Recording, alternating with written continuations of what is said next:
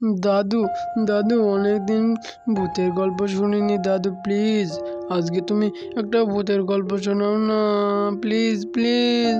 ও দাদু, দাদু একটা শোনাও না, একটা গল্প শোনাও। সেদিন আমি নানুদের বাসায় থেকে এসেছিলাম বাড়িতে। অনেক দিন নানু বাসায় থাকা হয়েছিল, তাই দাদুর খোঁজ নেওয়া হয়নি আর দাদুর সাথে গল্পও শোনা হয়নি।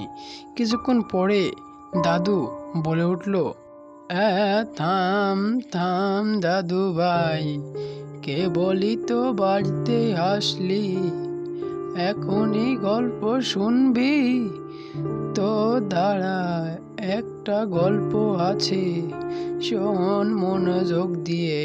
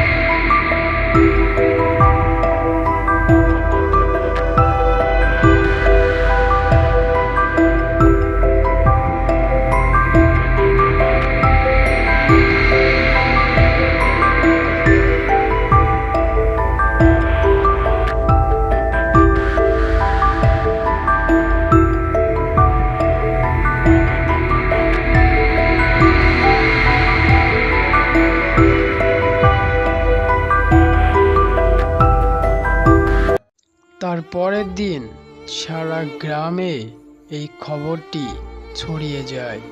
লোকজনের মুখে শোনা যায় যে রাতে ডাইনি একটি মহিলাকে উঠিয়ে নিয়ে গেছে, তারা এখন কি করবে।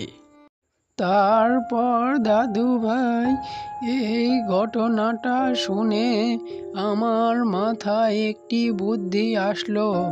দাদু, তোমার মাথায় কি বুদ্ধি এসেছিল দাদু? বলো বলো, তারপরে কি হয়েছিল বলো, বলো না দাদু, প্লিজ বলো বলো। আরে থাম দাদু ভাই, অত উতালা হোস না, দাঁড়া বলছি। তারপরে আমি সেই ডাইনির বাড়ির কাছে যেতে লাগলাম। রাত তখন বাজে মনে হয় একটা। আমি চলতে চলতে চলে এলাম সেই ডাইনির বাড়ির কাছে। তারপর মনে মনে ফিস ফিস করে মন্ত্র পড়তে লাগলাম। মন্ত্র পড়া শেষ হলে ডাইনিটাই আমার কাছে আসে।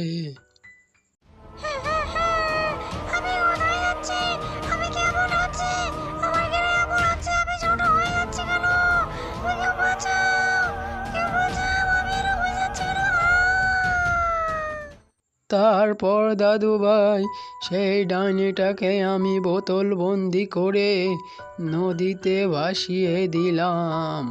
তারপর থেকেই গ্রাম মুক্ত হলো ডাইনি। বাহ দাদু, খুব ভালো ঘটনা ছিল। দাদু, আমাদের চ্যানেলটাকে সবাইকে সাবস্ক্রাইব করতে বলো না, ভূতের পুতুল চ্যানেলটাকে। দাদু ভাইরা, এরকম ঘটনা শুনতে হলে আমাদের এই চ্যানেলটা সাবস্ক্রাইব করো। দেখা হচ্ছে পরবর্তী ভিডিওতে।